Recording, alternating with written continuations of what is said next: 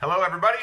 Welcome back. This is two brothers talking about random things all the time. They are always quite random. Yes. And it is my turn to pick today. Topic of the day is going to be engine oil.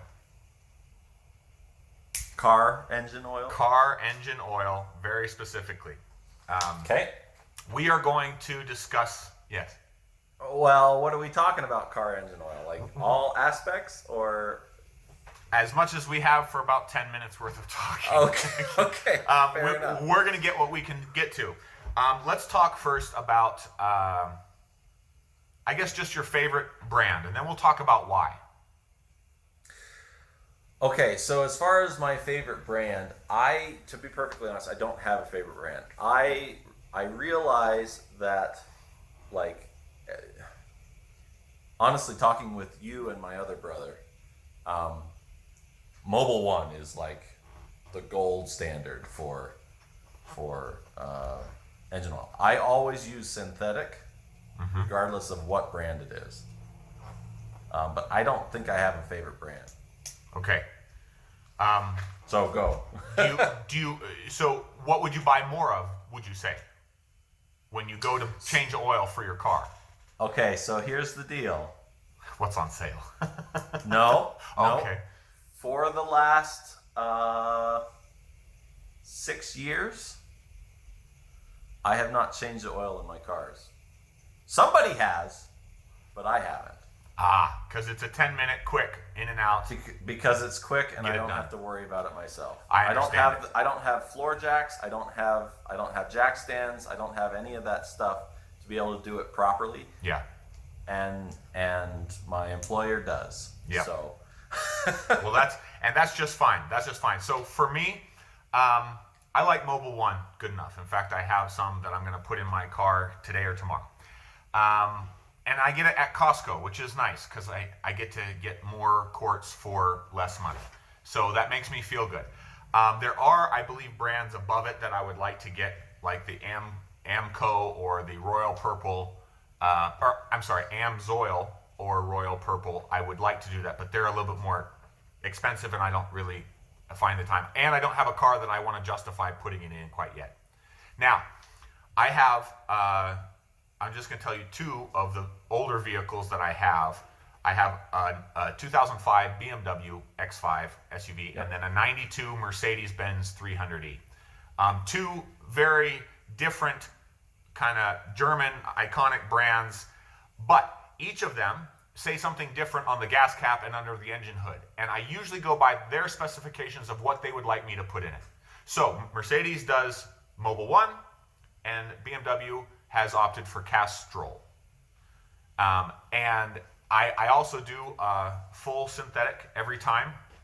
We're going to talk about that for just a second. But with those cars, I do what they are asking for only because I feel like it's better to just follow what they say. And if they sponsor them or if they talk to them, then I'm happy to help that along as well. So that's what I do. Now let's talk about synthetic for a second. okay. And all of this changes with where you live, the temperatures, the elevation, the barometric pressure. Well, wouldn't you just change the weights, though? You wouldn't change between conventional and synthetic. You just change the weights. Maybe, because I feel like a synthetic wouldn't gum up and wouldn't clump up as much as a conventional would in the same cold temperatures as a Minnesota or an Ohio or something like that. I feel like synthetic actually does do a better job. Now, I don't believe in the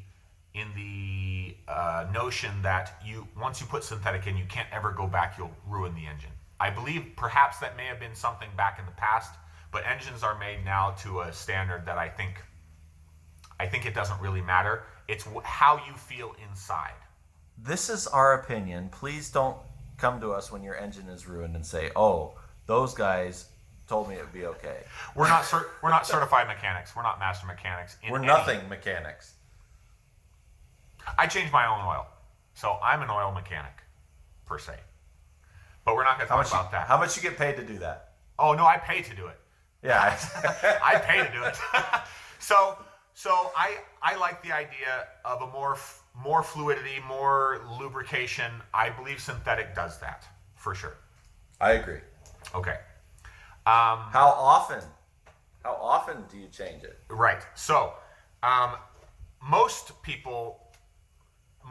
places, people advertise and say you can go a longer amount of time with synthetic than you can with a conventional oil, which I like that idea as well. The AMSOILs and the Royal Purple say easily 10,000 miles you can go. I never go as long as they say for the most part. I also am a little bit of a OCD, I guess.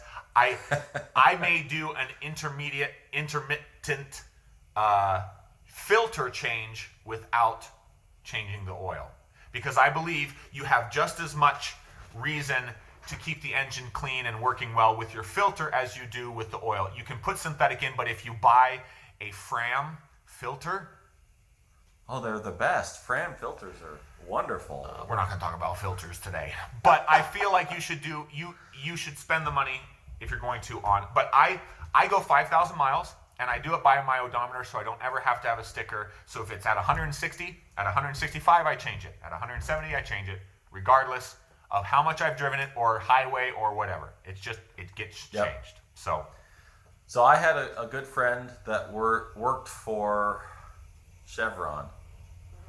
It's not Chevron. It's one of the big oil companies. And he was a chemical engineer, and his whole Conoco. Probably. Yeah. Probably. Anyway, he had his own oil testing. Like he could take samples from his car and take it to his lab and test it. That's cool. And what he told me was that he says most people, the recommendation is always 3,000 or 5,000 miles. Yeah. And he said almost all the oils, regardless of who they are, what brand or company, it doesn't matter.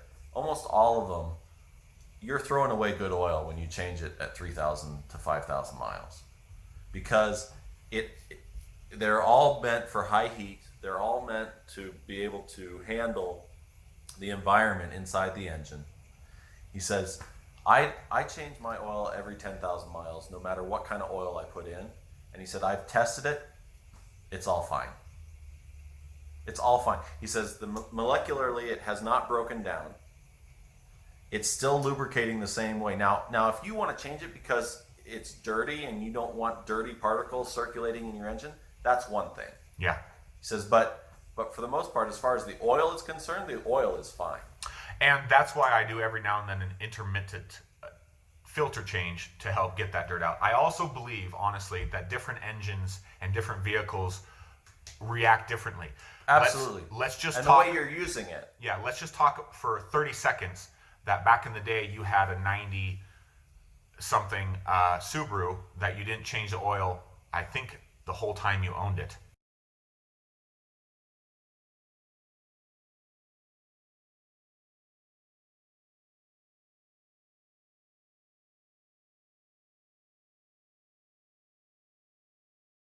Everything okay? Yeah. Okay. Yeah, engine oil is really important. So, yeah. What else do you want to talk about on this? That's pretty much it. It's just oil, your favorite brand, but you don't have one. And I don't. And is it important though to change it? Well, yeah. I mean, I think it's important to change it. I think oil salesmen are oil salesmen, and they want you to change it so that they can sell more oil. Yeah. So, as far as the science goes, like I said, my buddy says you probably don't need to change it as often as you do, but yeah. I do change it just because I want it.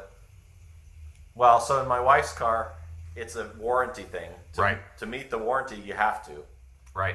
And in my car, I just want it to last a little longer. Right, and I think there is something to be said for a cleaner oil, even though it may not be broken down molecularly. I think a cleaner oil helps the engine a little bit better and less sludge and all that stuff. People put enough abuse on their engines. What I will say, the one plug I will give for oil, make sure you're not low.